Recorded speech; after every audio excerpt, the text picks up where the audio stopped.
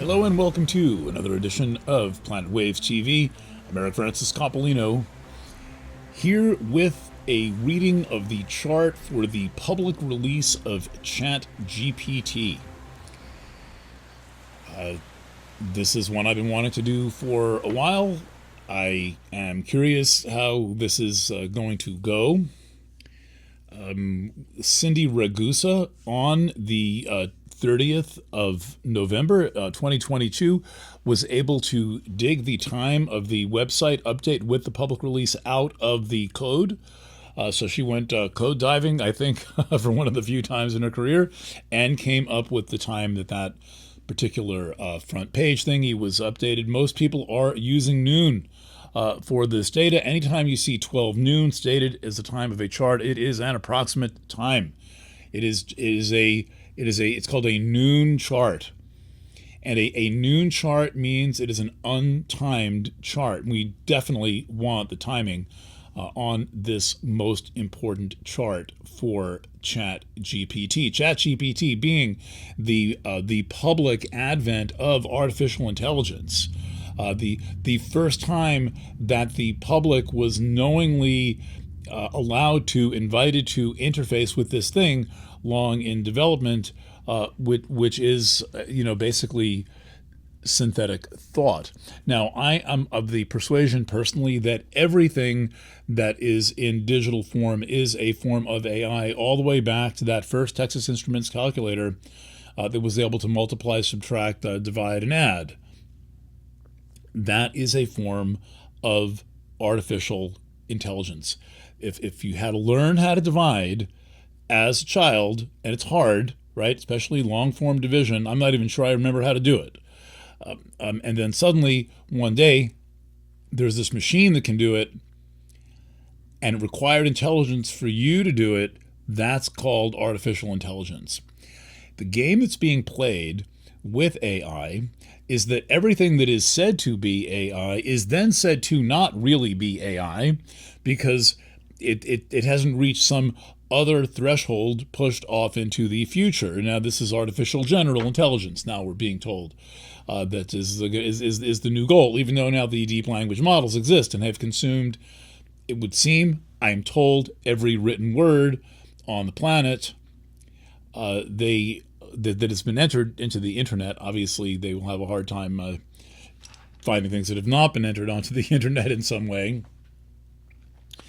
So this is a simplified chart for the public release of ChatGPT, the advent of digital, basically AI interface with the public, and that is very important to remember. I'm going to see if I can get another book under this cutting board and get this even a little bit bigger here. I'm more working with this somewhat simple technology, but it serves because I'm here with my colored pencils, and no chart can withstand the colored pencils of Eric Francis. Okay, but before we get to the public release of ChatGPT, I want to pay homage to another chart, which is the chart for Arpanet. Excuse me. The chart for Arpanet. Arpanet, some of you know, is the first wide area network, the first WAN. It stands for the Advanced Research Projects Agency Network, ARPANET, and it was the first wide area packet switched network with distributed control, and one of the first computer networks to implement the TCP/IP, which is still used protocol. Both technologies were the technical foundation of the internet. So this is the first time anything was transmitted over what became the internet. And I'm not going to read this chart too carefully, but I want to get it into the record. The story of how this came to be was timed. It is timed. I think the Wikipedia article is pretty good if someone has a reason to not trust that article, but as should happen in various forms of laboratory science. The time that things occurred was written down. And the time written down for the first transmission, the partial transmission of a password, and then the thing crashed, that's what I am counting. It doesn't have to be successful. Like 3 words of the password made it, I think, between like LA and somewhere, the two cities in California. And the whole thing's going on. It's focused in LA, where all fantasies begin. But the thing I've learned to look for, and by the way, I have charts for the digital revolution going back before Arpanet. The first one I'm using is the chart for Sputnik. I also have charts for a wide diversity of, well, the Sputnik chart is the launch of the first communication satellite above the Earth. And that I think is probably a fairly good beginning point. I'm not going to go there. I will come back to these charts. I have a nice thick file of mundane charts in the digital field. I could probably come up with 12 of them right offhand. And then probably more. And what I've learned to look for is activity in Aries. And what we see in Aries is something that we've been looking at on this channel for a long time, which is we're right ahead of the conjunction of Chiron in Aries and Eris in Aries, part 1. And this happens in 1971-72. So though we're 2 years ahead of it, it's happening. It's brewing. And interestingly, there is lots going on in Libra, including Uranus in Libra. And so we've got in the chart for what I'm going to call the chart for the internet, and I'm curious if you've got a chart for the internet, what it says is that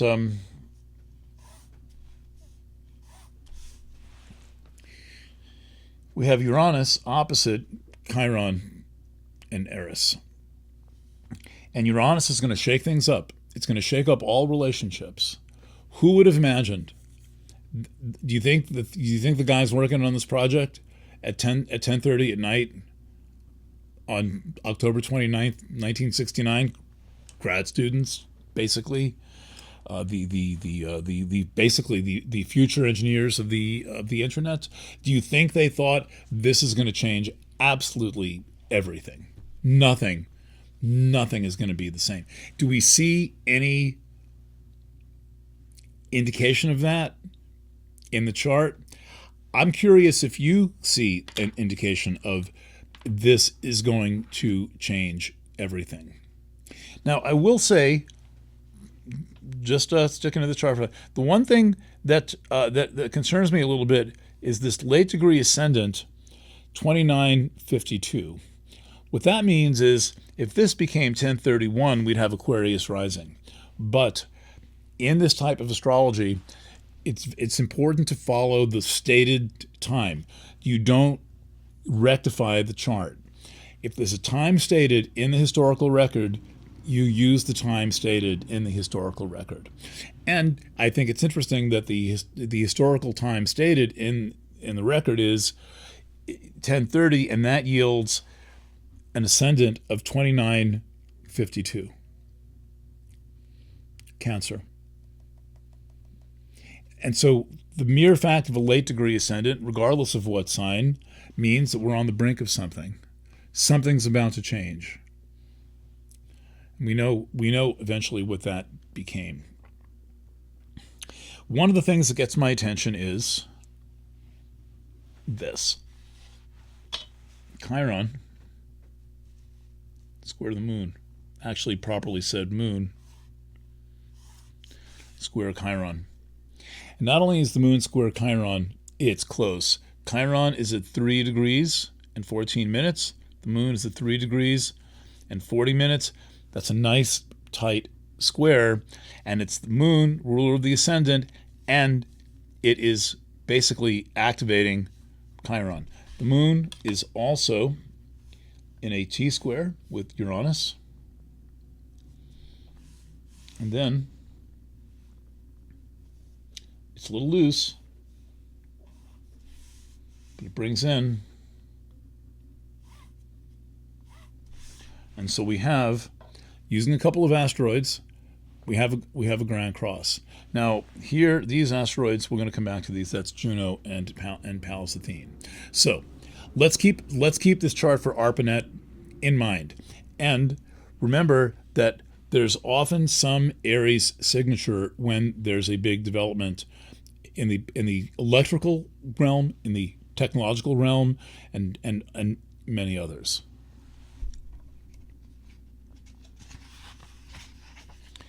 Okay, here's a nice simple chart. Simple meaning I've even taken out Chiron. I've only left in the traditional planets and then Uranus, Neptune, and Pluto. We're going to go to the more complex chart in a second, but I want to see what we would see if we were looking at this chart. For example, in the 1960s. This is all that would readily be available. Let me see if I can if I put more light on this, if it clears the, yeah, that's better. Okay, so this seems to be the best time chart in existence on the public release of ChatGPT.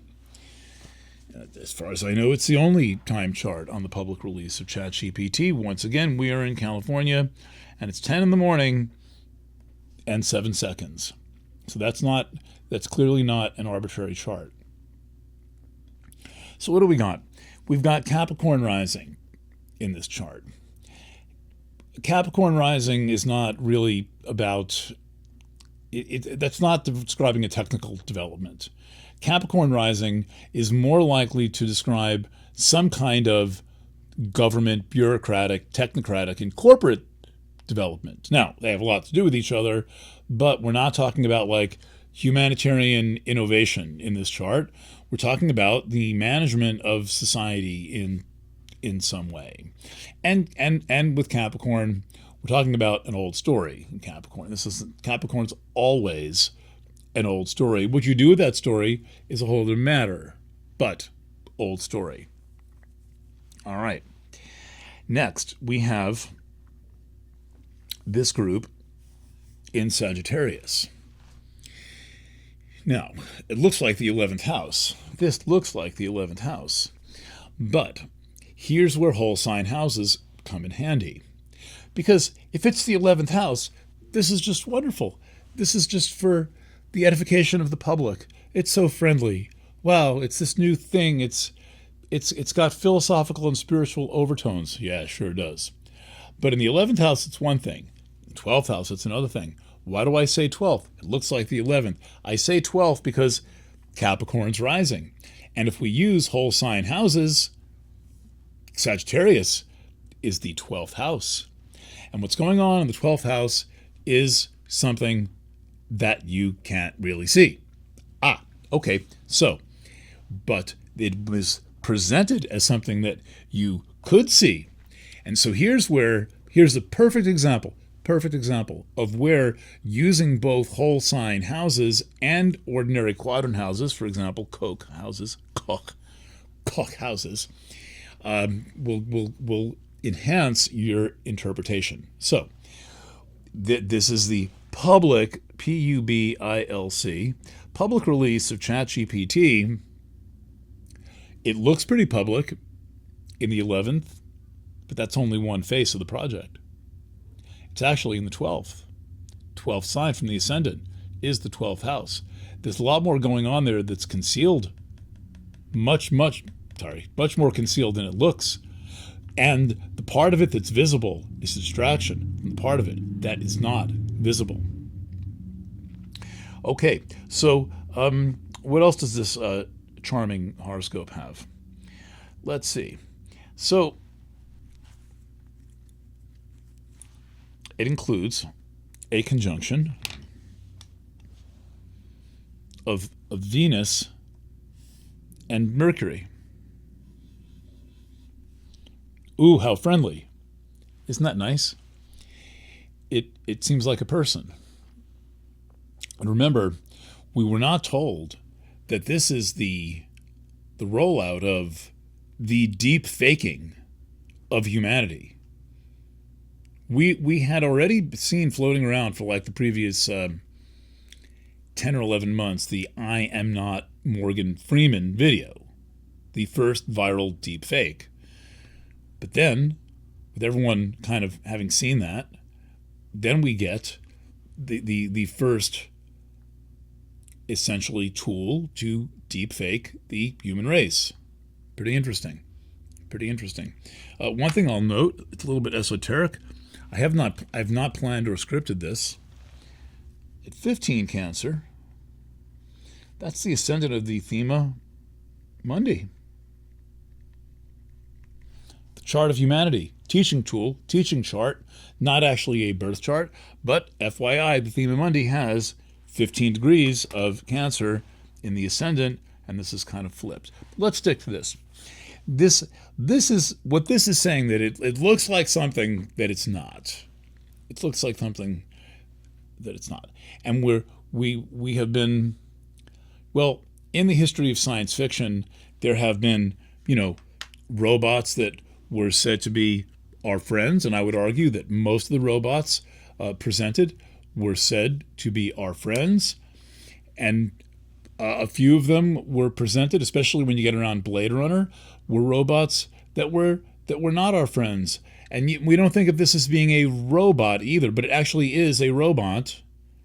Only it doesn't have a body yet. But we know that they're doing this.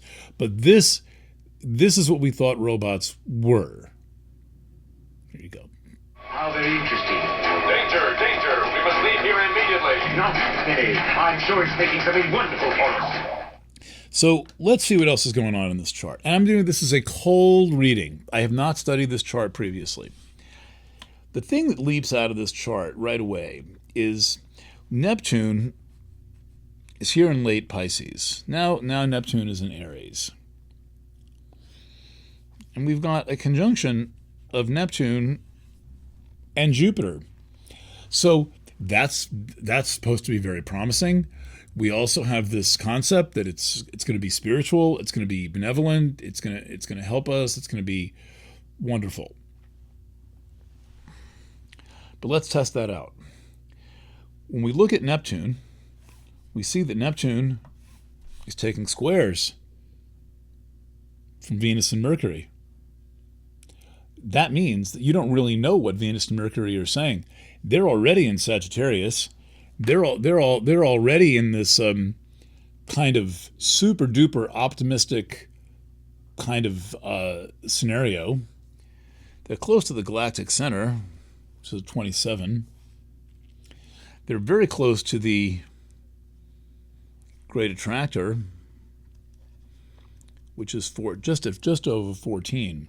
And so that alone tells us there's something huge going on. And that something huge happens to be square Neptune. And when you get something huge, square Neptune, the first thing to do is not trust it so much.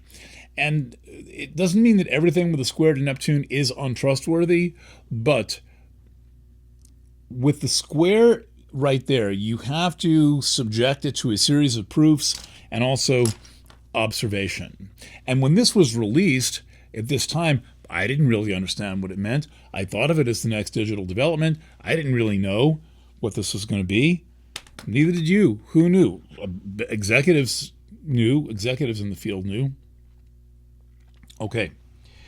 So, also, Mars is retrograde. Mars is retrograde in Gemini. That kind of tells you that you're not really going to be sure what this is about. The retrograde is shown here. And Mars represents three different signs. Mars represents Scorpio, Mars represents Aries, and because Mars is exalted in Capricorn, Mars represents Capricorn. So this is a very powerful Mars, representing what here looks like the 10th house, the ascendant, and then this interception down in the 3rd, 4th house. So this Mars has got a lot on its back, and it's in Gemini. It could be thinking anything. And it's retrograde. You don't know what it's thinking.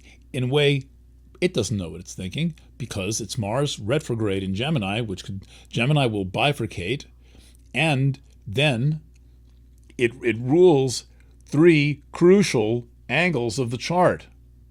This foundational angle of the, I'm going to use this as the fourth because we're 4 signs from the ascendant itself, and the midheaven, the government angle, which will also include Libra, but let's stick with that. And you'll notice I'm blending whole sign and quadrant houses, which I've done for years and to getting good readings. But here's the issue with that Mars. Not only does Mars represent 3 different houses, not only is Mars retrograde, but Mars is in the main aspect pattern.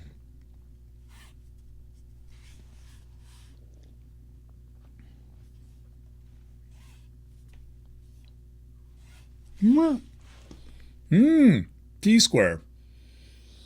We don't know what's out there yet. I haven't even looked. I haven't looked it up. We're going to leave it out of this video. But whenever there's something, whenever you see a T-square, the first thing you want to know is what's up there. We're not going to learn that first, but we're going to just put a question mark there. There's something there. There's going to be some asteroid or planet or minor planet or something. But we don't need to go there yet. We just need to know what we don't know. Very important. In the Eric Francis School of Astrology, inscribed above the door is know when you don't know. We don't know. In fact, we don't really know very much about any of this.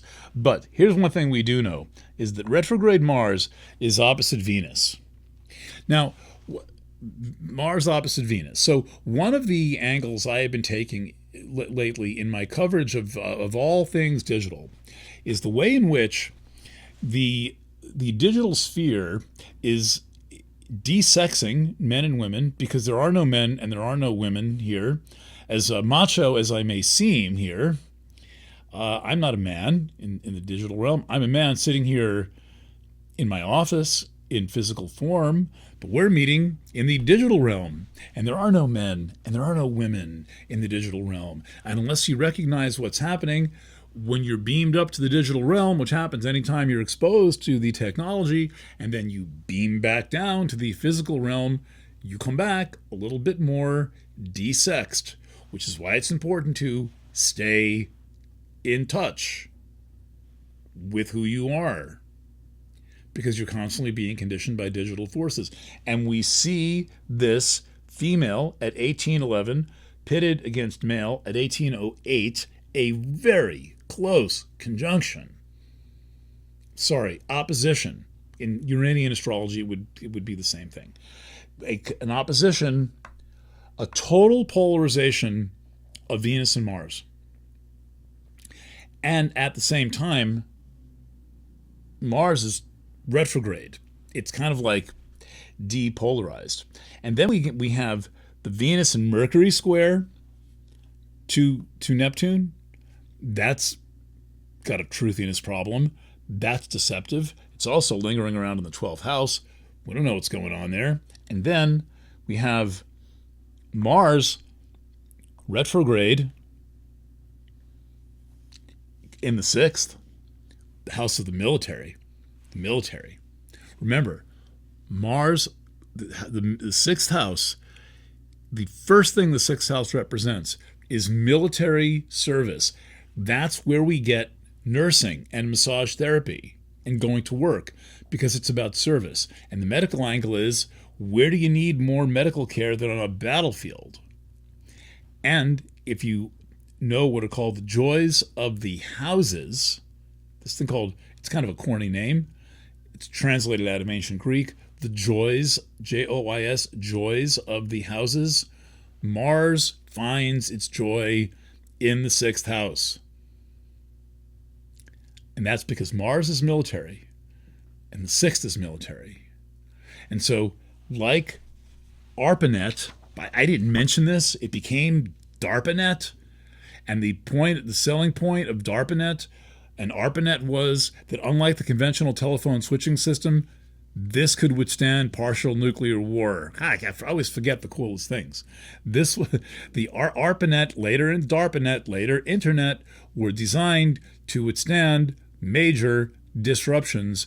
They're very hard to shut down. That's why a shutdown of the Internet is such an unlikely thing. The Internet is designed to withstand nuclear war. Okay, so moving right along here. We have Venus, Mercury, square Neptune. Truthy. We don't know what's going on there. Then we have retrograde Mars in Gemini, militaristic, covert, because it's retrograde. It's kind of like lurking. It's like lurking below the line of liminality, or it's concealing its agenda. Big thing with Mars retrograde is the concealed agenda, and with retrograde in Gemini, maybe concealing 2 agendas or 4 agendas, but in any event, it is retrograde and it is in Gemini, and there's no denying that. That's a fact. Now, it's also square Neptune. Oh, talk about truthy. Mars square Neptune. Well, this is a little kamikaze. Hard, quote unquote, hard aspects, meaning 90, 180, and conjunctions of Mars and Neptune can be very difficult. I think of those, I would probably rather have the conjunction, given a choice, a conjunction of Mars and Neptune. But what happens when you kind of stress out Neptune, for example, with a square from Mars and a square from Venus and Mercury, you have something that is, in a way, unknowable and unpredictable, and potentially self-destructive, and potentially dishonest. Now, if you have any of these factors in your natal chart, I'm not here to cast a spell on you. You'd have to really understand your natal chart and find out what other factors there are in the chart that might augment or contradict that argument, or you might okay. So, what else going on here? How can we? Yeah. All right. Got a couple of other things here. And by the way, this is me doing a live first take on a chart in case you're wondering how the mad professor actually thinks. So we've got this. We're going to save all these. I will scan these and make them I'll make them available on a Substack page that we will link to. Please click through. Lots of this kind of great mundane astrology. Let's look at a couple of other things going on here. Let's redo this Mars. We've got Mars making a trine to Saturn. That's nice. But Mars is still retrograde. And there's going to be a process. It's going to go back, and then it's going to go forward. And we've got Saturn making a square to Uranus.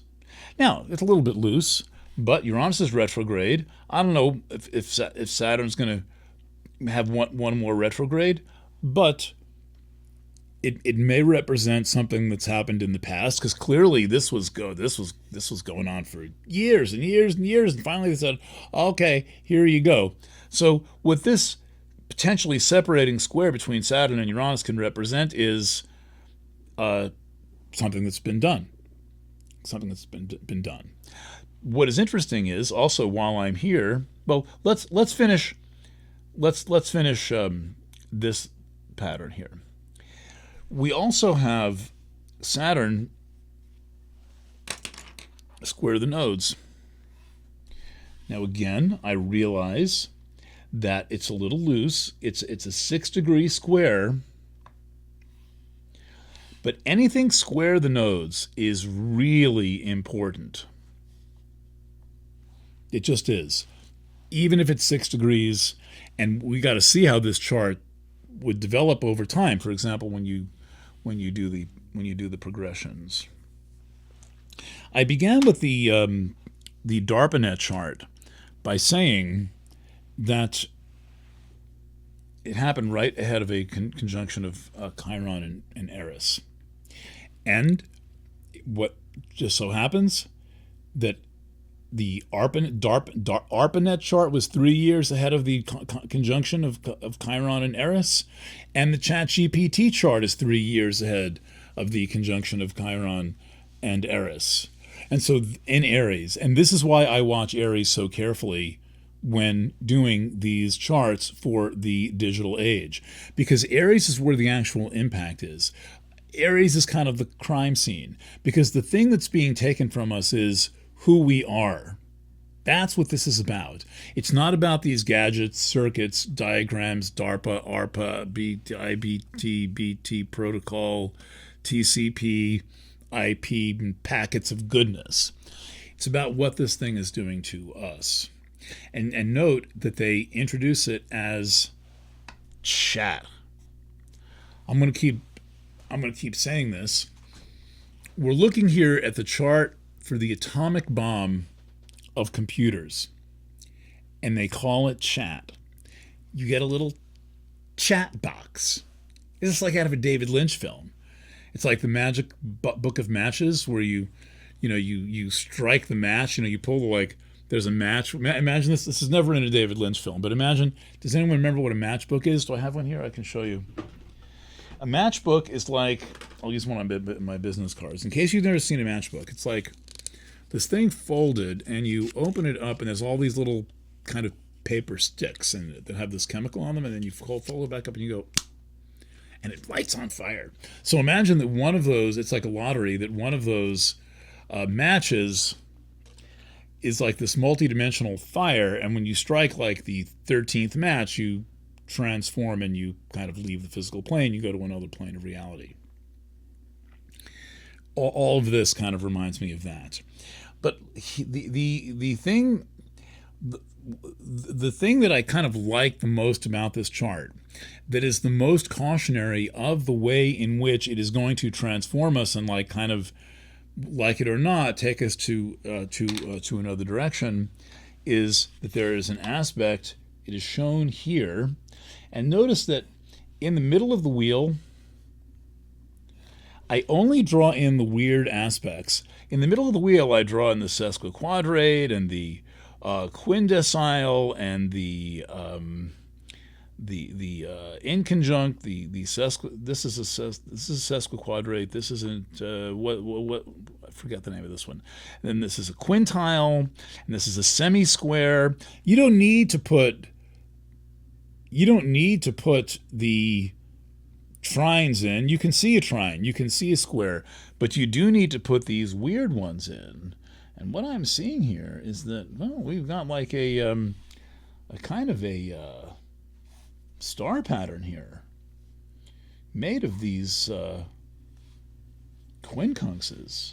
No, not quincunx, sesquiquadrates. Isn't that interesting?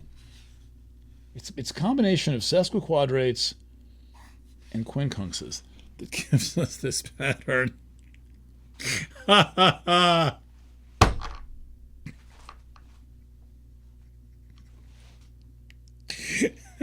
Please share this with your favorite conspiracy website. I'm not making this up. Okay. I was about to tell you my favorite thing. Then I'm going to get out of this video while the getting out is good. Let's do this in yellow. It's this. And it's about Eris. And Eris is the disruptor. Eris is the fragmenter. Eris has been in Aries since like around 1920 or something. It's going to be there for a while longer. But at the moment, even in the noon chart, but at the moment ChatGPT was released to the public, we have this aspect between the Sun and Eris called a sesquiquadrate, a sesquisquare. What is a sesquisquare? Sesquisquare. The Iranian astrologers, who I love, use an aspect that is 45 plus 45 plus 45, which is 3 semi-squares, or a square and a semi-square, 90 plus 45, and you get, I forget which harmonic it is, 4th or 8th or something, you get what the Uranian astrologers call a trigger aspect. The Uranian astrologers love the sesquiquadrate, also called a sesquisquare, 1.5 squares. And we see this kind of warning shrieking out that this is going, whatever this thing is going to have a disruptive effect on the spiritual nature of humanity. So I want to end by saying that this kind of ginormous, deep, fake hoax is essentially the gods stealing the fire of humanity.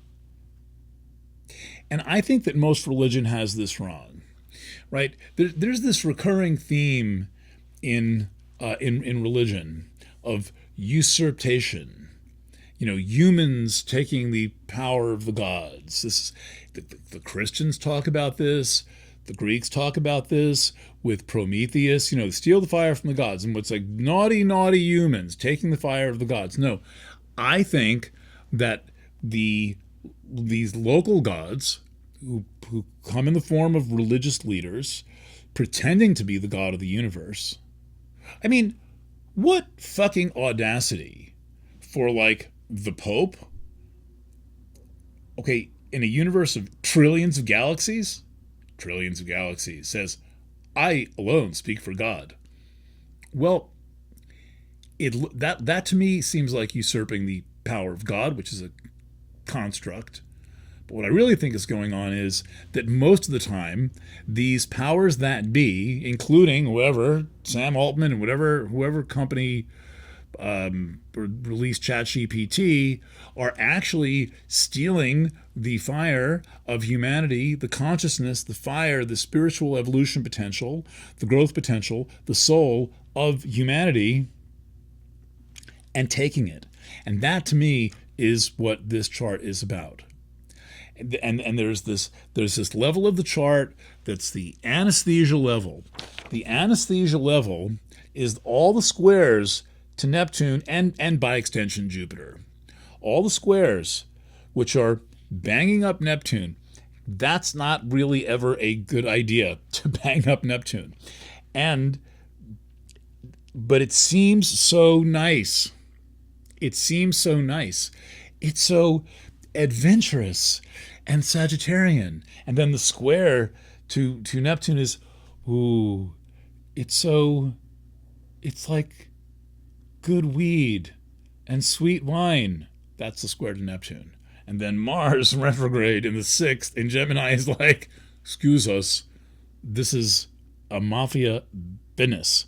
This is a covert military operation based on an actual military operation. Arpanet became the DARPANET. But when we look on another layer of the chart, we see the Sagittarius Sun, and we see the great attractor is right in here. It's at 14. The galactic center is right here. That's at 27. Right in kind of the spiritual core of the astrology wheel, those last degrees of Sagittarius,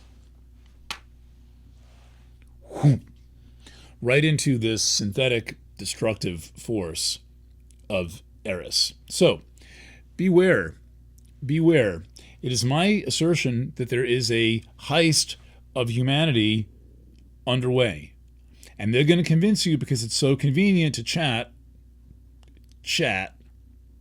with this thing that you want to, that you have a reason to, that all the complexity of your life will somehow be saved by AI.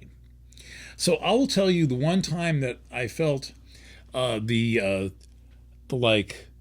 temptation to succumb to AI. And all I use it for search. We make up funny pictures for satires. And like the UFO museum, the non-existent UFO museum in New Paltz. Hi, John and Liz. For example, I will consent to having a photograph of waves turned into a make-believe video of waves, but we're really at the limits, and it's really for fully conscious artistic and creative use. The problem is this is not about artistic and creative use. This is about being stolen from. This is about the big heist. It's also about the big chill, because there's absolutely nothing warm going on the internet. And we are on warning, a covert military operation, that it's kind of like the Imagination Land episode of South Park, where the military is going to bomb the imagination because, we might imagine bad things. So they figured out how to launch a nuclear bomb into the imagination. What happened? Why hasn't the missile gone off? There's been an abort, Mr. Core. No! Man-Bear Pig has to die! Oh, Jesus, no!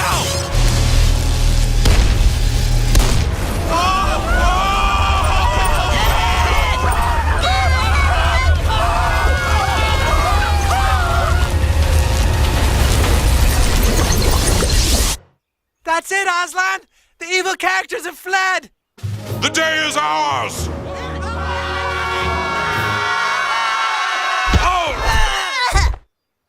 Kyle!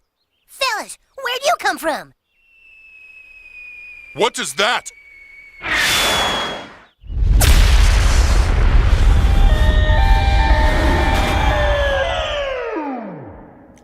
Okay, that's what I have to say. This is part one.